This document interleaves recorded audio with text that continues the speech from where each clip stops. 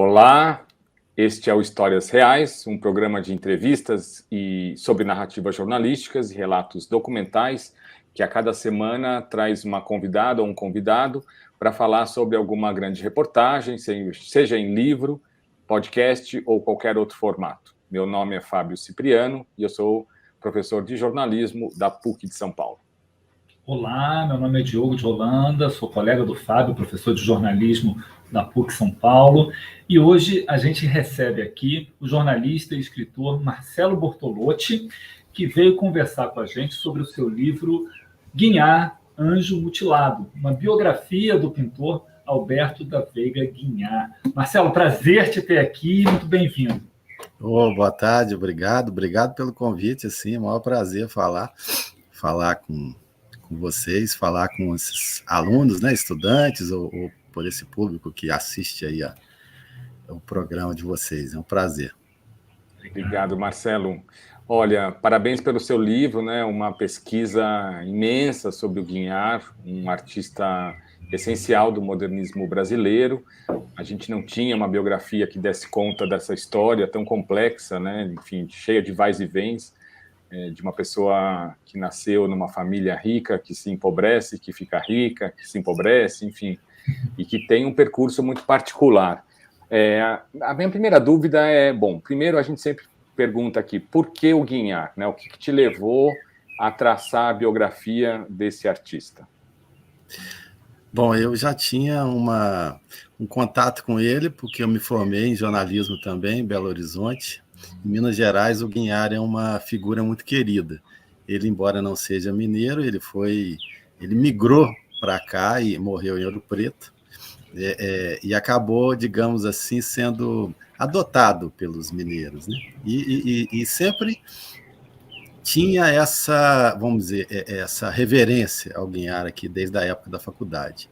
Posteriormente, como jornalista, eu comecei a fazer algumas reportagens a respeito do Guinhar e me interessei primeiro pela vida dele, antes da obra em si. A vida dele é dramática, muito interessante, muito cheia de, né, acontecimentos, e isso me instigou e, enfim, foi a partir da vida que eu cheguei até a obra. E a obra me encantou. É uma obra bonita, colorida, atraente, né? Ao mesmo tempo sofisticada e de uma leitura, vamos dizer que é mais fácil o público em geral chegar até ela, né? Compreender a obra e tal. E, enfim, aí eu percebi que faltava um livro que desse conta da trajetória do Guinhar, porque o que já havia sido publicado dele eram livros muito antigos, livros de difícil acesso, e propus para a editora essa publicação, eles aceitaram, enfim, levou uns 4 anos de pesquisa, e agora estamos nesse lançamento aí. Marcelo, bom, o Fábio falou um pouquinho, né, dessa oscilação financeira do Guinhar. Você começa com um episódio bastante expressivo dessa fragilidade dele, né, em que ele é ali basicamente expulso da casa de uma pessoa que cuidava dele, né, de um protetor. Ele é meio quase que tratado como um objeto indesejável, digamos assim, né? O que mais que te intrigou na vida desse personagem, né, Marcelo? Você que é uma pessoa que fez o doutorado em literatura, enfim, conhece muitos personagens dramáticos, né? No caso do Guinhar, o que você realmente definiria como o mais instigante para transformá-lo em um biografado? Primeiro, acho que na escolha de um biografado a gente tem que gostar do personagem, porque é um personagem com o qual a gente vai conviver ao longo dos anos, né? Se você não gosta do personagem, essa é uma escolha difícil, né? Mas assim, o Guinhar é uma figura encantadora, uma figura que é simples, uma figura humilde, ingênua de alguma maneira, como foi falado tantas vezes a respeito dele. E ele foi, vamos dizer, a obra dele foi apropriada por uma elite aqui Elite cultural e elite financeira, né? Porque os quadros dele estão nas mãos de colecionadores privados. E era assim, pouco conhecido, vamos dizer, diante do grande público. Então, assim, o meu interesse inicial tinha uma relação um pouco com essa vontade de difundir um pouco mais a experiência dele. E o que há nele de intrigante, de fato, é que um artista daquela estatura e com, vamos dizer, a complexidade psicológica dele, assim, ele precisava de apoio de fora, que fosse externo a ele. E isso aconteceu, sobretudo, no final da vida, quando ele estava assim, vivendo em Belo Horizonte. A elite mineira se dividiu para tentar dar conta desse artista que era, ao mesmo tempo, genial, a obra valia muito e necessitava de algum tipo de proteção, né? E assim, a história vai ficando intrigante porque essa elite não dá conta de, vamos dizer, de administrar o Guinhar, porque você precisa administrar uma pessoa que tinha sérios problemas de alcoolismo, que estava sendo visado por um mercado de arte, né? E aí começa a haver uma certa disputa de vaidades, de interesses em torno dessa figura, né? E mostra muito bem como é que a arte, ela de alguma maneira, quando é apropriada por determinado tipo de sistema mercadológico, financeiro, ela chega a ela vira mais do que só uma coisa de apreciação do sublime, né? Ela vira um ativo financeiro que tem um jogo de interesses que estão envolvendo, e os agentes que estão participando, assim, inclusive o artista, é um personagem desse jogo de interesses, né? Então, tudo isso vai tornando a experiência do artista mais complexa, assim, né? Diante da sociedade, e sendo ele uma figura também que vinha de uma família um pouco desestruturada, que nasceu com um defeito, vamos dizer, uma anomalia, uma má formação, né? Que ele tinha o lábio leporino, não tinha o palato, coisas que vão atingindo, assim, vamos dizer, a personalidade dele, né? Desde a juventude, assim. E aí tudo isso vai tornando a história mais complexa, mais interessante, mas talvez dramática, mas, assim, sob o ponto de vista da narrativa, é um pouco saborosa de contar. Ô Marcelo, acho que além da história do próprio Guinhar, que já em si é fascinante, você, na biografia, tem 2 momentos históricos importantes, a Primeira e a Segunda Guerra. Você tem a ditadura de Vargas, você tem o Juscelino Kubitschek, então você contextualiza esses momentos históricos aí, super importantes do século XX, de uma maneira bastante ampla, e além dessa contextualização histórica, você relata cidades por onde ele passou, Paris, Munique, Florença, algumas pequenas cidades da Suíça, contando detalhes dessas cidades, né? Enfim, os percursos que ele fazia a pé para ir para a escola e tal. Queria saber se você foi visitar esses lugares, né? Se você foi em Verey, na Suíça, que é uma das cidades que eu achei mais fascinantes, que eu nunca tinha ouvido falar, porque você relata elas de uma maneira com uma certa intimidade até, que dá a impressão de que você passou por lá. Então, você foi para esses lugares? Como que você consegue relatar essa cidade dessa maneira tão preciosa?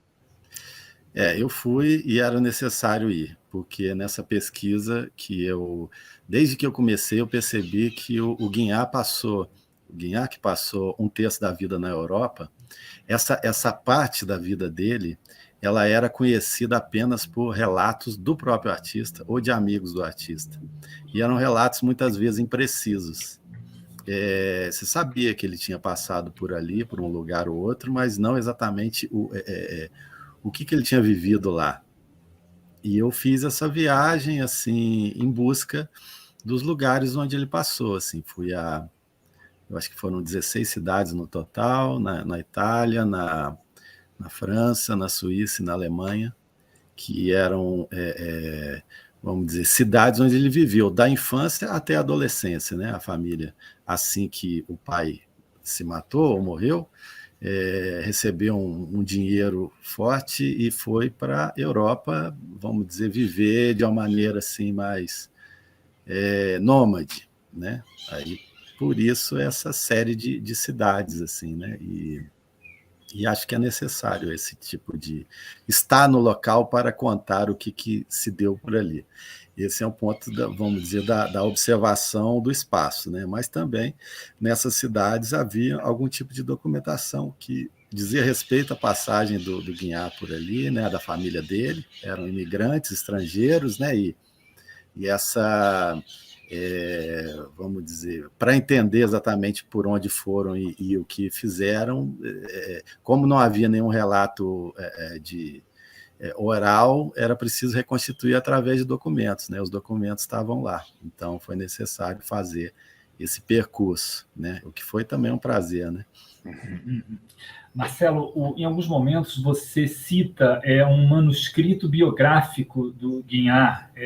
Esse documento foi o quê? Foi feito por ele mesmo? O que o Guiñar deixou de memórias, né, escritas, desenvolvidas por ele mesmo? E o quão dignas de confiança elas eram, né, de certa maneira?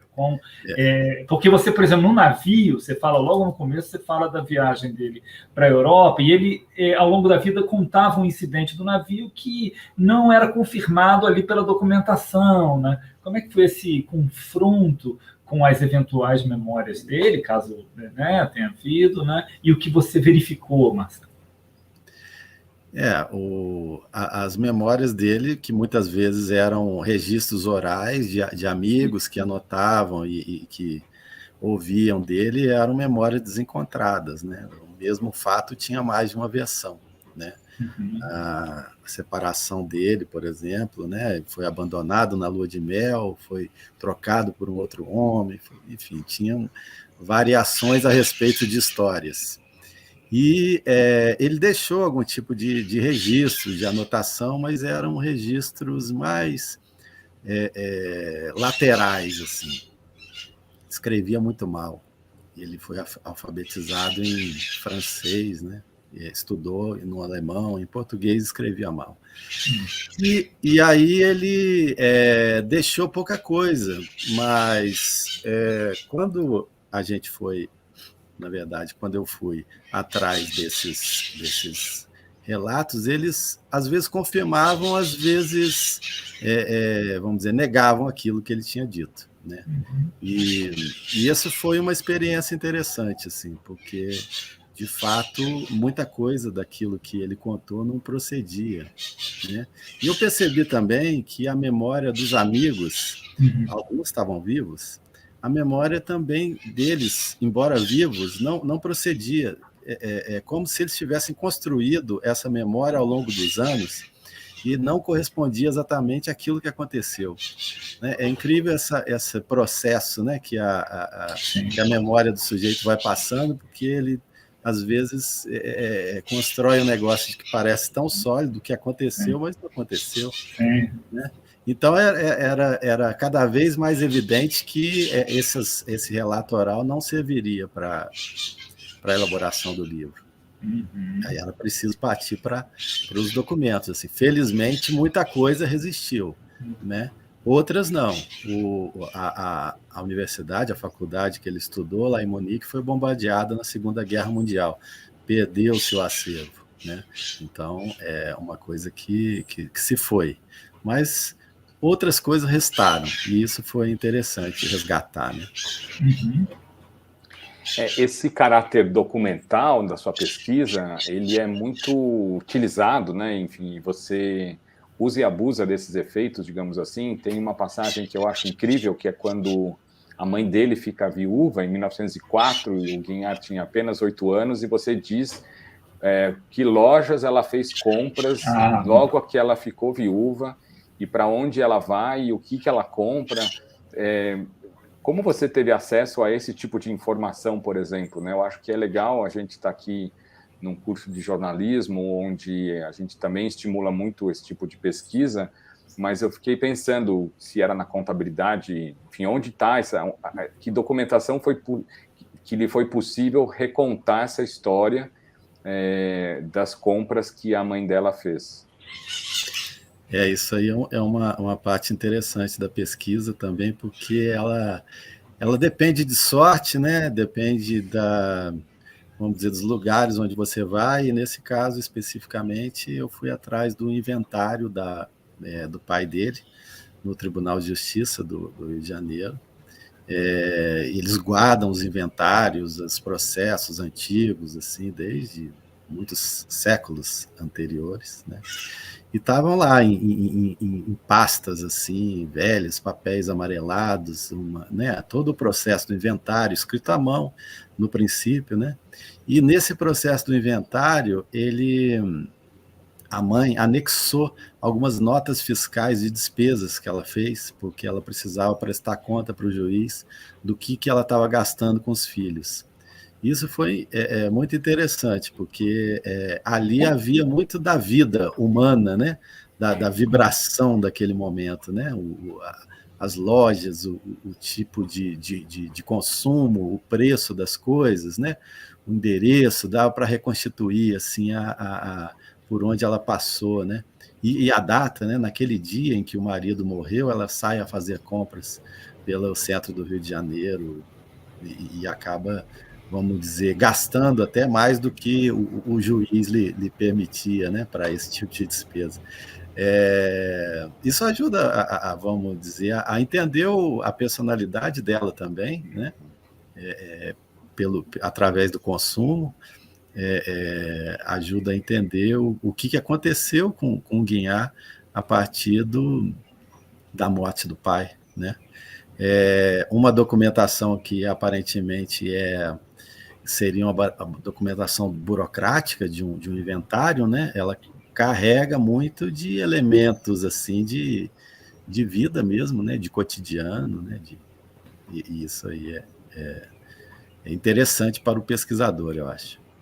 Marcelo, e qual é a importância, na sua opinião, da imaginação para tornar esses dados, que para muitos, como você disse, seriam dados burocráticos, né, contábeis, mas fazer deles uma trama, né, construir um retrato a partir deles? Como é que você sentiu a sua imaginação aí como um elemento importante no seu trabalho?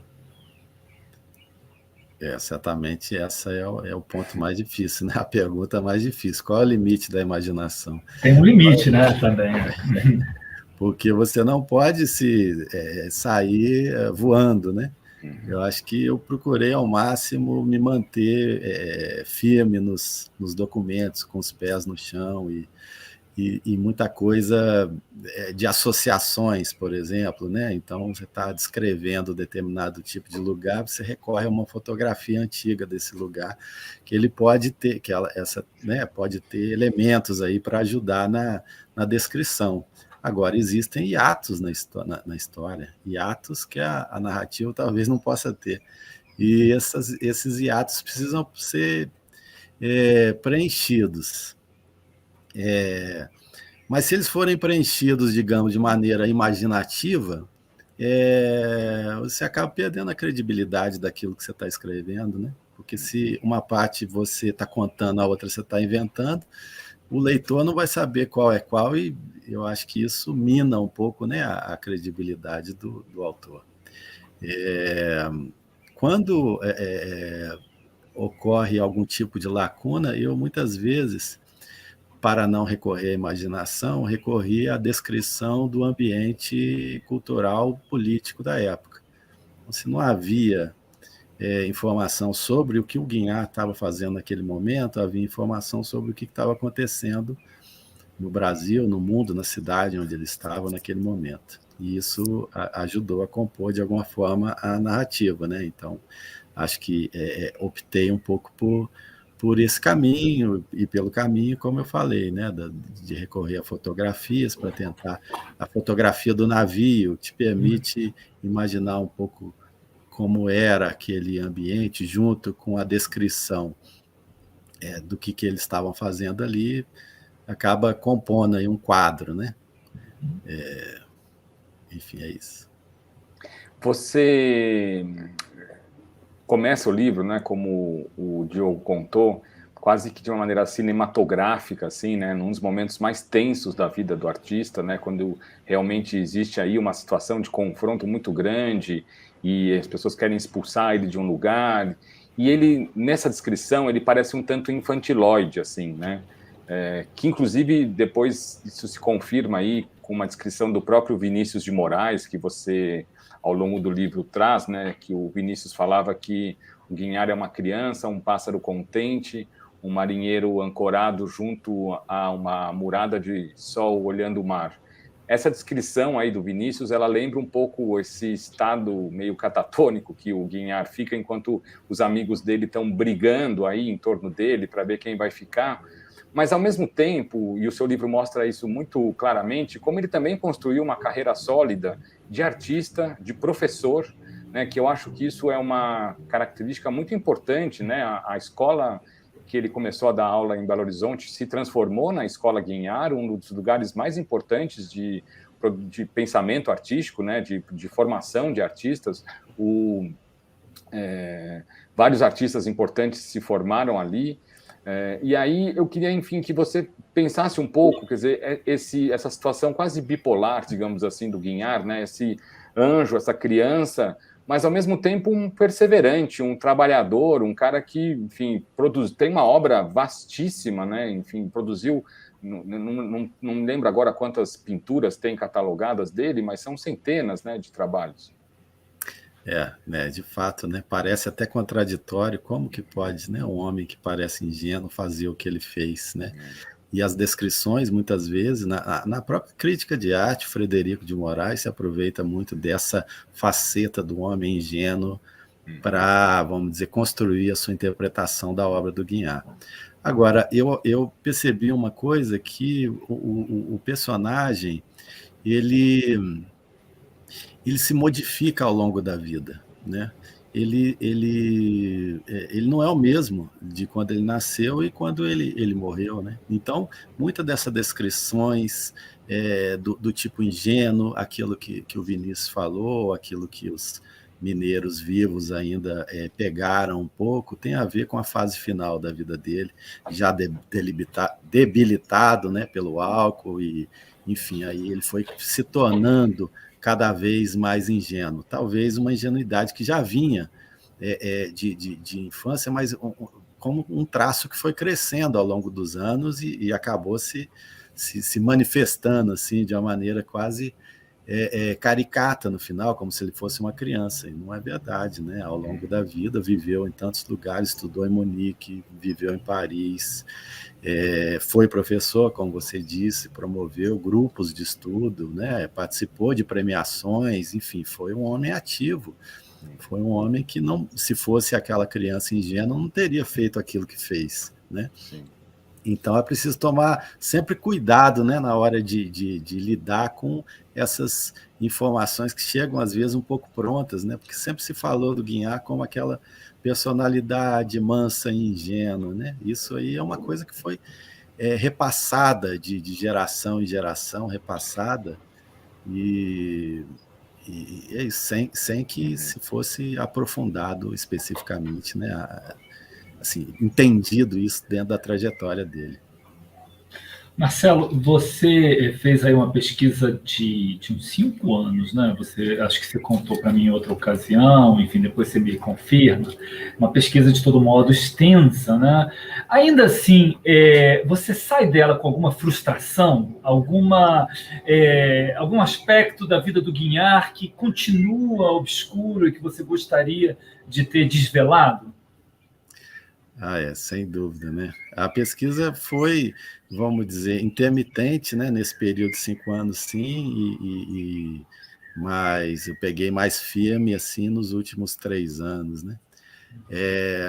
Agora, realmente, a cada vez que aparece alguém falando, nossa, minha avó conheceu o Guinhar e ele morou lá em casa, é uma tristeza, né? Mas assim, não tem jeito de dar conta disso tudo. E sempre vai aparecer gente acrescentando e dizendo coisas, enfim, como lidar com isso, né? Eu acho que a obra é inacabada, E não tem jeito de você dar conta da vida do sujeito de uma maneira global e definitiva, né? Não existe uma obra definitiva, eu acho. Diferente do que dizem as editoras, né? Às vezes a biografia é definitiva. Exatamente, né? É a maneira de vender isso aí, mas assim, não procede, né? Eu acho que tem muito ainda a ser desvelado e às vezes no meio do processo aparece aí um baú de documentos que, nossa, ó, trouxe aqui uma novidade, né? Eu acho que essa frustração sempre vai haver, né? Agora, Marcelo, essa pesquisa tão extensa que você fez, né, imagino que se ele passou por 16 cidades, você tenha visitado essas 16 cidades em vários países, com uma pesquisa documental intensa. Quer dizer, isso teve um apoio só da editora ou você também teve apoio externo de lei de incentivo? Como foi? Porque imaginando fazer isso, a gente está num país que, em geral, essas biografias não têm tanto apoio. Como que você conseguiu sobreviver aí esses anos todos pesquisando o Guinhar? É a parte triste da história essa, né? Que é o que todo mundo, se pensa em trabalhar com isso, deve ponderar, porque nesse livro eu investi um dinheiro, assim, investi bastante dinheiro, aliás, né? Quer dizer, eu tinha recebido uma indenização e investi por conta própria, porque aquilo que a editora paga não é suficiente, e não há uma fórmula assim, hoje assim, fácil, né, de você se financiar, né? Mesmo através da Lei Rouanet, não é uma coisa simples, não, sobretudo agora, né? Ou através de algum tipo de bolsa de pesquisa acadêmica, também não é uma coisa simples. Então, é uma questão, um nó que fica para a pesquisa no Brasil, né? Ela não é financiada e muitas vezes os pesquisadores que precisam se financiar. Enfim, infelizmente, essa é a realidade e é preciso pensar, vamos dizer, coletivamente em alguma saída para esse problema. Um problema que está aí latente e pode prejudicar outras pesquisas no futuro, sem dúvida. Marcelo, bom, infelizmente chegamos ao fim. Mais uma vez, obrigado pela presença, foi ótimo. E daqui a 1 ano esperamos te ver de novo para falar da biografia do Di Cavalcanti que você está escrevendo, né? Boa sorte aí, sucesso. Obrigado aí pelo convite, viu? Obrigado pelo papo também, gostei. Obrigado.